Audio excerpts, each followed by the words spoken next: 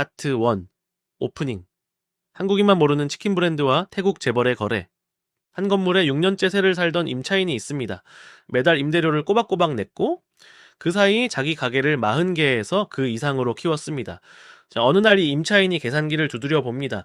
자, 앞으로 낼 임대료의 총합이 이 건물의 값을 넘어선다는 사실을 발견합니다. 그러면 답은 하나뿐입니다. 건물을 사는 것입니다. 이때 그가 지불하는 돈은 건물의 미래에 대한 베팅이 아닙니다. 앞으로 내지 않아도 될 임대료의 현재 가치입니다.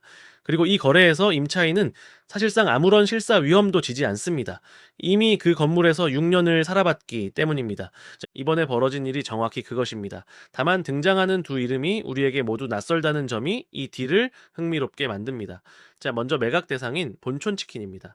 2002년 부산에서 시작된 한국 브랜드이지만 국내 사업은 2016년에 접었습니다. 지금 한국에는 매장이 없습니다. 자, 대신 2006년 미국에 진출해 본사를 아예 미국으로 옮겼고 현재 전 세계 9개 나라에서 약 500개 매장을 운영합니다. 그중 미국에만 150개가 넘고 매출의 60% 이상이 미국에서 나옵니다. 한국인은 모르는데 뉴욕과 방콕과 마닐라에서는 아는 브랜드, 이것이 본촌의 정체입니다. 인수자도 마찬가지로 생소합니다. 태국의 마이너 인터내셔널, 정확히는 그 산하의 마이너 푸드입니다. 우리에게는 이름조차 낯설지만 아시아 최대급 외식 기업입니다. 24개국에서 2,843개 매장을 운영하며 더피자 컴퍼니, 스웬슨스, 데어리퀸, 버거킹, 시즐러, 베니하나 같은 브랜드를 굴립니다. 여기에 아난타라와 NH 같은 호텔 브랜드로 67, 개국에 647개 호텔을 보유한 호스피탈리티 그룹이기도 합니다. 한국에서는 무명이지만 동남아에서는 거대 재벌입니다. 그리고 결정적으로 마이너푸드는 2019년 태국 현지에서 본촌 매장 40여 개를 운영하던 사업자를 인수했고 이듬해 태국 마스터 프랜차이즈 권리를 확보한 본촌의 최대 가맹 사업자였습니다. 즉, 이 거래는 낯선 회사가 낯선 회사를 산 사건이 아니라 세입자가 집주인을 인수한 사건입니다. 금융의 언어로는 프랜차이즈의 상방 통합이며 이때 인수대가의 상당 부분은 성장 프리미엄이 아니라 앞으로 내지 않아도 될 로열티의 자본화로 설명됩니다. 이번 시간에는 본촌 인터내셔널 딜의 표면적 밸류에이션이 아닌 그 이면에 설계된 구조적 핵심 로직과 통제 메커니즘을 살펴보겠습니다. 파트 2. 스트럭처, 브레이크다운, 매장 54% 증가와 매출 3.5% 감소가 동시 발생한 이유. VIG 파트너스는 2018년 약 600억 원을 들여 본촌 인터내셔널의 경영권 지분 55%를 확보했습니다.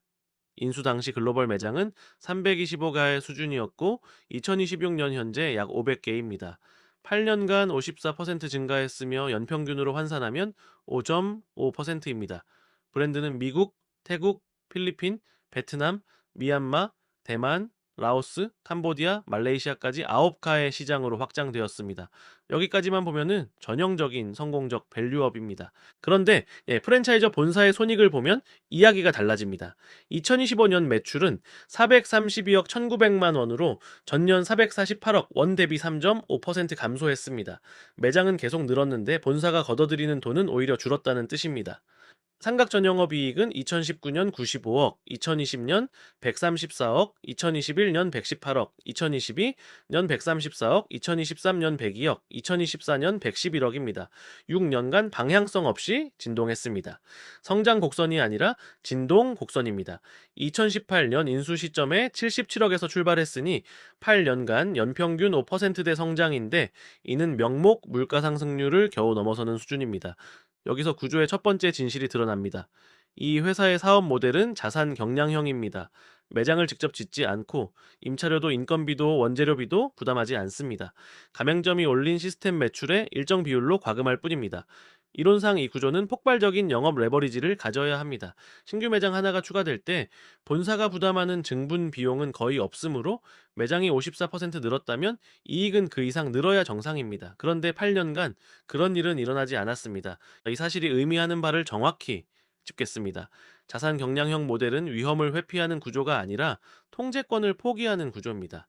프랜차이저는 원가 위험을 지지 않는 대신 매출 성장률을 스스로 결정할 권한도 갖지 못합니다.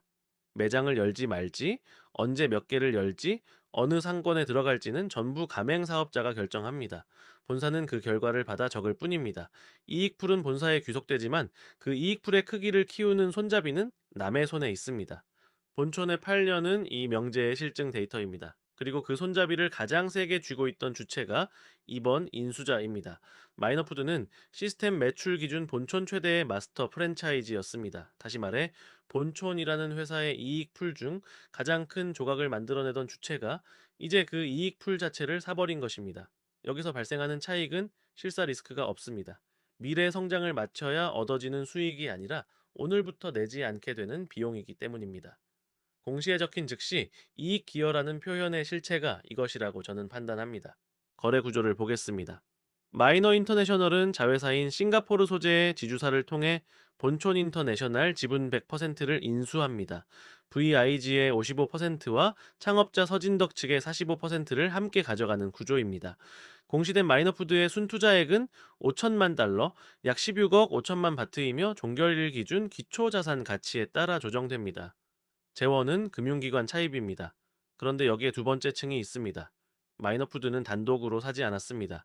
캐나다 토론토의 세루야 프라이빗 세쿼티와 함께 인수하며 이 마이너푸드가 미주를 제외한 전 세계를 세루야가 미주 전역을 소유합니다. 이 지점이 이 딜의 진짜 설계입니다. 하나의 브랜드를 영토 단위로 쪼갠 것입니다. 본촌 매출의 60% 이상은 미국에서 나옵니다. 그런데 미국은 최저임금 법제가 가파르게 움직이고 한식 치킨 카테고리 경쟁자가 몰려드는 파이를 키우는 시장이 아니라 남의 몫을 빼앗아야 하는 시장입니다. 반면 동남아시아는 아직 도시화와 중산층 확대라는 성장 활주로가 남아 있습니다. 매도자는 성격이 전혀 다른 이 두 자산을 한 덩어리로 팔지 않았습니다. 각 지역의 위험을 가장 잘 감당할 수 있는 주체에게 따로 배분했습니다. 아시아 최대 외식 플랫폼에게 아시아를 요겐푸르주와 핑크베리와 콜드스톤을 굴려온 북미 프랜차이즈 전문 패밀리 오피스에게 북미를 넘긴 것입니다. 참고로 마이너와 세루야는 30년 넘게 협업해 온 사이이며 세루야가 소유한 스웬슨스를 마이너가 태국에서 운영하고 있습니다. 이미 같은 구조를 한번 굴려본 파트너입니다. 세 번째 층은 소스입니다. 언론은 이 회사를 브랜드 회사로 부르지만 공시자료를 보면 본초는 자체 소스 생산 시설을 소유하고 직접 운영하며 네트워크 확장에 대비한 증설 여지까지 부지 내에 확보하고 있습니다. 브랜드 소유권과 프랜차이즈 관리, 그리고 통합된 소스 공급망이 하나의 플랫폼 위에 얹혀 있습니다. 저는 이것이 이 자산의 유일한 진짜 해자라고 판단합니다. 로열티율은 재계약 때마다 협상 테이블에 올라갑니다. 원산지 프리미엄은 법적으로 보호되지 않으며 경쟁사가 몰려오면 희석됩니다. 이중 튀김 공법도 특허로 방어되지 않습니다. 그러나 500개의 매장이 한 곳에서 만들어진 소스에 물리적으로 종속되어 있다면 가맹점은 계약을 깨고 나가도 같은 제품을 만들 수 없습니다. 계약이 아니라 물류가 해자입니다. 이제 밸류에이션의 실체를 역산해 보겠습니다. 시장에서는 기업 가치가 3천억 원을 웃돌 수 있다는 관측이 돌았습니다. 실제로 일본에서는 버거킹 재팬이 약 20배, KFC 홀딩스 재팬이 16에서 17배 수준의 배수를 인정받은 선례가 있습니다. 반면 국내 식음료 인수합병 시장의 통상 배수는 외서 8배입니다. 그런데 공시된 숫자로 계산하면 다른 그림이 나옵니다. 마이너푸드의 순투자액 5천만 달러를 원화로 환산하면 약 695억 원이고 비미주 부문의 상각 전영업 이익을 전체의 40%로 가정하면 52억 원 수준이므로 내재 배수는 약 13.4배입니다. 같은 배수를 미주에 적용하면 통합 기업 가치는 1,740억 원 안팎이 됩니다. 3천억 원이 성립하려면은 미주 부문 단독으로 30배에 가까운 배수를 받아야 하는데 역성장 중인 자산에 그 값을 정당화할 근거는 재무제표 어디에도 없습니다. 이 숫자들은 전부 공개 보도와 가정에 기반한 추정이며 총 거래대가는 공시되지 않았다는 점을 분명히 해두겠습니다. 정리하겠습니다. 이 딜의 실제 무게중심은 브랜드도 500개 매장도 K푸드 열풍도 아닙니다. 첫째, 매수자가 이미 지불하고 있던 로열티가 내부 거래로 전환되며 발생하는 확정 차익입니다. 이제 둘째, 위험 성격이 다른 두 지역을 분리해 각각의 최적 보유자에게 넘긴 영토 카브아웃입니다. 셋째, 계약이 아니라 물리적 공급망에 박혀 있는 소스 시설입니다. 이 세 가지를 걷어내고 남는 것은 매출이 줄고 이익이 6년째 제자리인 회사 하나입니다. 그리고 이 세 가지를 갖지 못한 제3자에게 이 자산은 어떤 안전마진도 제공하지 않습니다. 파트 3. 거버닝 로직. 5천만 달러를 차입으로 조달한 마이너의 계산법. 설계자는 수익을 내기 위해서가 아니라 잃지 않기 위해 구조를 짭니다. 이 명제를 본 딜에 대입하면 가장 먼저 눈에 들어오는 것은 인수금액이 아니라 인수금액의 조달 방식입니다. 마이너푸드는 5천만 달러를 자기 자본이 아니라 금융기관 차입으로 조달했습니다. 그리고 마이너 인터내셔널은 현재 이자부 부채 대 자기 자본 비율이 2배를 넘어서 있고 자본 재구조화를 통해 이 비율을 낮추려는 계획을 실행 중이며 2026년 이 분기에는 영구증권을 신디케이트론으로 리파이낸싱하면서 레버리지 비율이 오히려 상승한 상태입니다. 자산을 팔아 부채를 줄여야 하는 국면에 있는 회사가 그 와중에 새로 돈을 빌려 브랜드를 샀다는 뜻입니다. 이 조합은 두 가지 중 하나를 의미합니다. 무모하거나 아니면은 이 자산의 현금 흐름이 차입 원리금을 감당한다는 확신이 있거나입니다. 저는 후자로 봅니다. 그리고 그 확신의 근거는 성장 전망이 아니라 이미 자기 손안에 있는 숫자입니다. 마이너푸드는 시스템 매출 기준 본촌의 최대 마스터 프랜차이즈였습니다. 자신이 매년 얼마를 로열티로 지불해 왔는지, 그 금액이 앞으로 어떤 추세로 움직일지를 세상 누구보다 정확히 알고 있는 주체입니다. 인수 즉시 그 지출이 사라지고 내부 거래로 전환됩니다.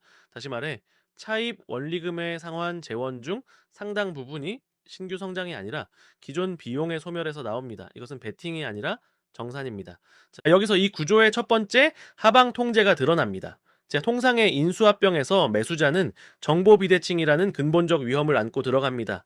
매도자는 자산을 속속들이 알고 매수자는 실사 몇 달로 그것을 따라잡아야 합니다.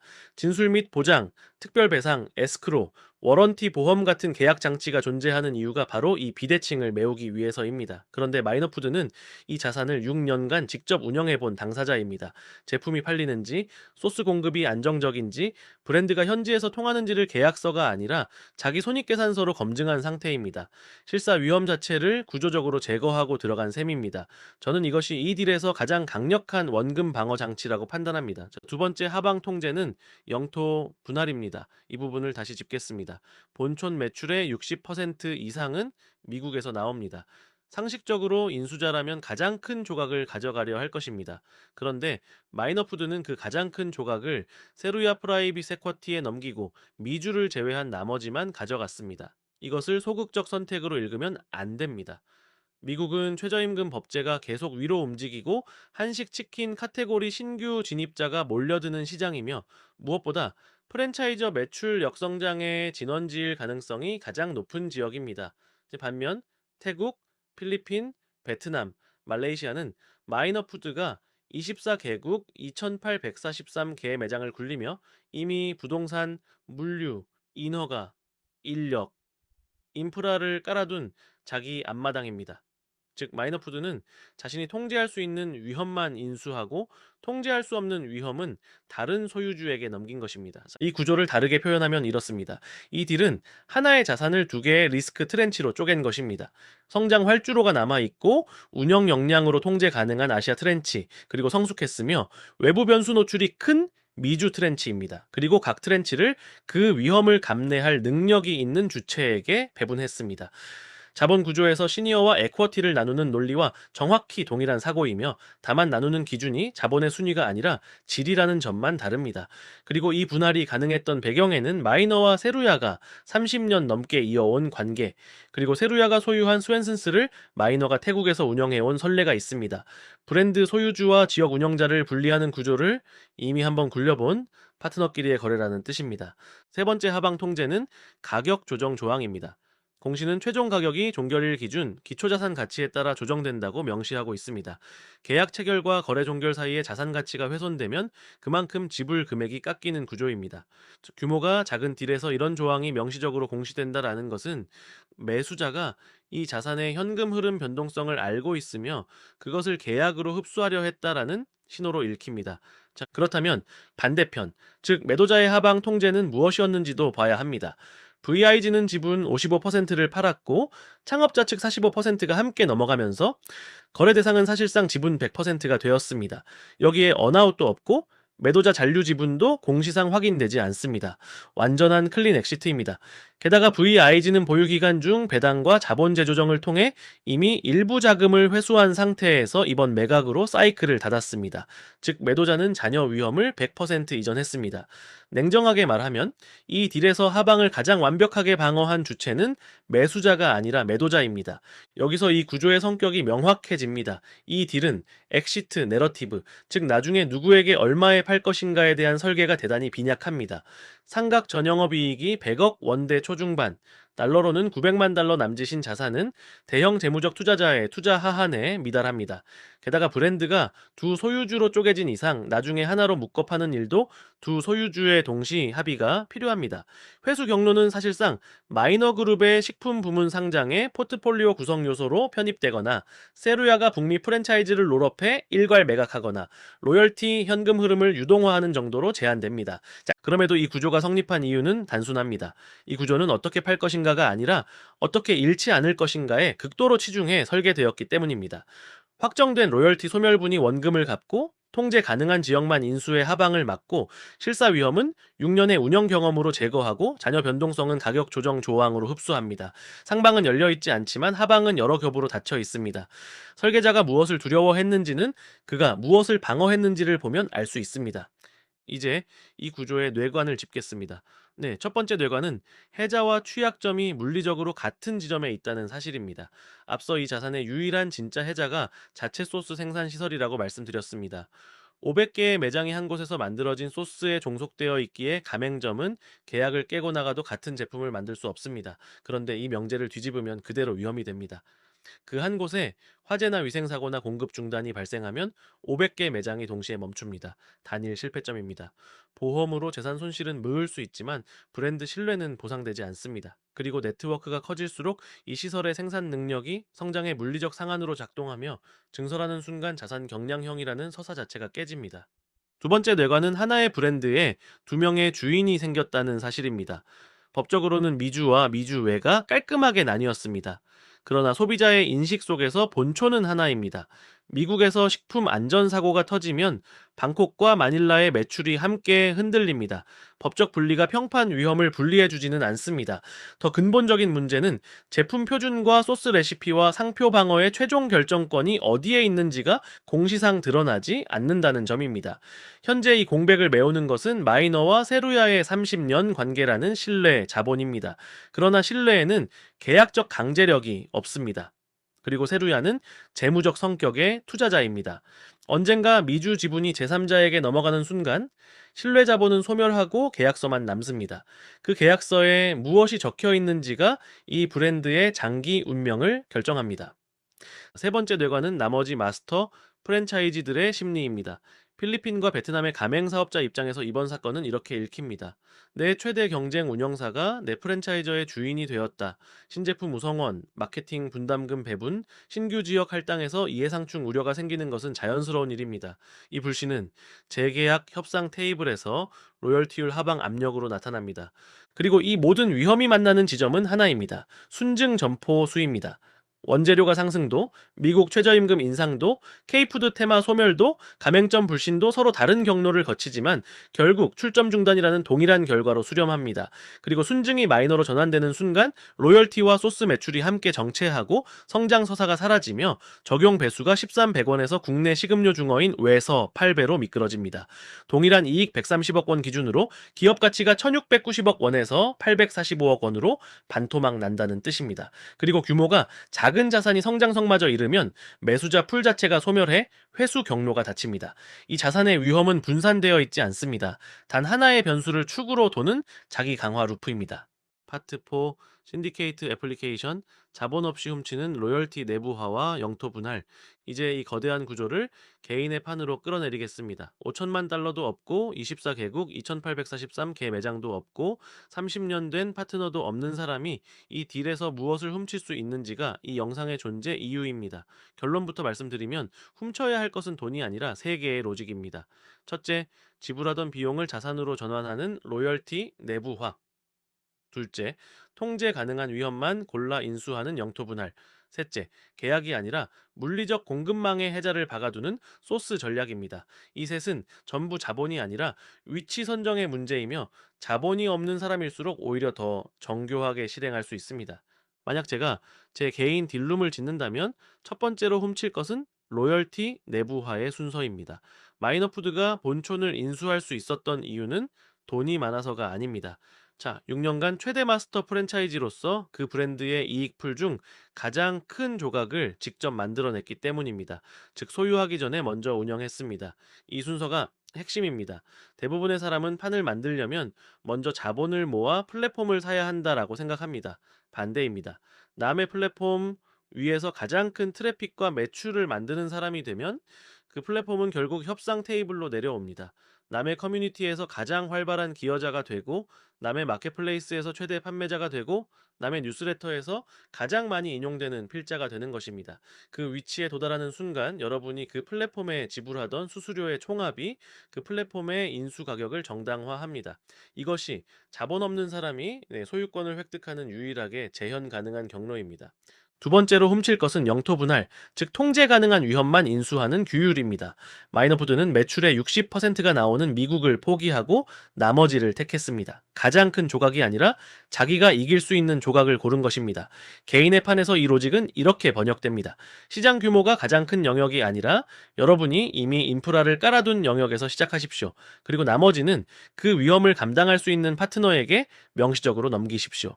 자, 커뮤니티를 만든다면 전 분야를 다루려 하지 말고 여러분이 실제 경험을 가진 한 산업의 한 단계만 소유하고 나머지는 다른 운영자와 영토를 나누는 것입니다. 이것이 소극적 축소가 아니라 하방 통제입니다. 감당할 수 없는 영역을 안 가져가는 것이 곧 원금 방어입니다.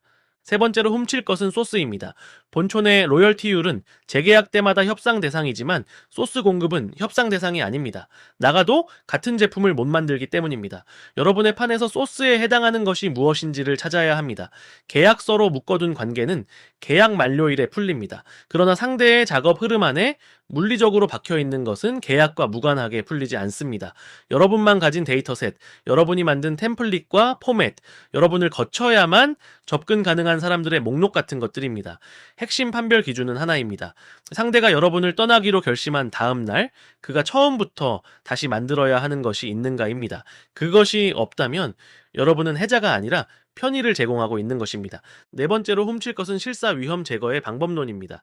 마이너푸드가 이 딜에서 진술 및 보장이나 에스크로에 크게 기대지 않아도 되는 이유는 6년간 직접 운영하며 이 자산을 자기 손익계산서로 검증했기 때문입니다. 개인의 판에서 가장 큰 손실은 대부분 검증되지 않은 상대와 검증되지 않은 영역에 처음부터 크게 들어가는 데서 발생합니다. 이 위험을 없애는 방법은 실사 능력을 키우는 것이 아니라 소유하기 전에 먼저 작게 함께 일해보는 구조를 의도적으로 설계하는 것입니다.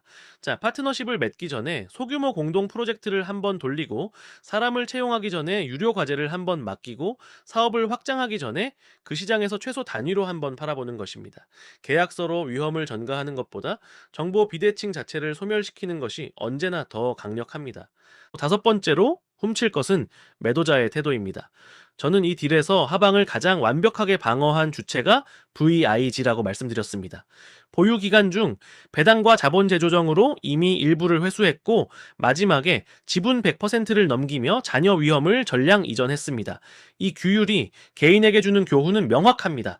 하나의 판에서 회수는 마지막 한 번에 몰아서 이루어지는 것이 아니라 운영 기간 내내 분할되어야 한다라는 것입니다. 그리고 팔 때는 성장 스토리가 가장 잘 팔리는 시점에 그 스토리에 가장 높은 지불 의사를 가진 단 한 명을 찾아 파는 것입니다. VIG는 시장 평균 가격을 받으려 하지 않았습니다. 오직 한 주체에게만 존재하는 시너지를 찾아내 그것을 팔았습니다. 여러분의 판을 평가할 사람도 시장 전체가 아니라 그것을 가장 필요로 하는 한 명입니다. 마지막으로 냉정한 경고를 덧붙이겠습니다. 이 구조를 훔칠 때 함께 딸려오는 것이 자기 강화 루프의 취약성입니다. 본촌의 모든 위험이 순증 점포수라는 단일 변수로 수렴했듯 여러분이 만든 판에도 반드시 그런 단일 변수가 존재합니다. 신규 유입일 수도, 재구매율일 수도, 핵심 기여자, 이탈률일 수도 있습니다. 구조를 설계할 때 반드시 해야 할 마지막 작업은 여러분의 모든 위험이 어느 지점에서 만나는지를 찾아내고 그 하나의 숫자를 매주 들여다보는 것입니다. 설계자는 자기 구조의 급소가 어디인지 아는 사람이며 그것을 모르는 사람은 설계자가 아니라 운영자일 뿐입니다. 한국에서는 아무도 모르는 브랜드가 9가의 나라에서 500가의 매장을 굴렸고 한국에서는 이름조차 낯선 태국 기업이 6년간 세입자로 살다가 결국 그 건물을 사들였습니다. 이 거래가 증명한 것은 K푸드의 위상이 아니라 이익풀의 헤게모니는 결국 그것을 실제로 만들어내는 자에게 이동하며 소유는 자본이 아니라 위치 선정에서 시작된다라는 구조적 사실입니다. 이 구조를 이해한다고 해서 태국 마이너 같은 글로벌 외식 자본이나 기존 프랜차이즈 본사의 기득권에 들어갈 수 있는 건 아닙니다. 대신 이 구조를 이해하면 스스로 신디케이트를 설계할 수 있습니다. 우리는 정보 소비자가 아니라 구조 설계자입니다. 우리는 문 앞에 서지 않습니다. 우리는 문을 설계합니다. 스트럭처 신디케이트, 리스트릭티드 ICP드, 엔드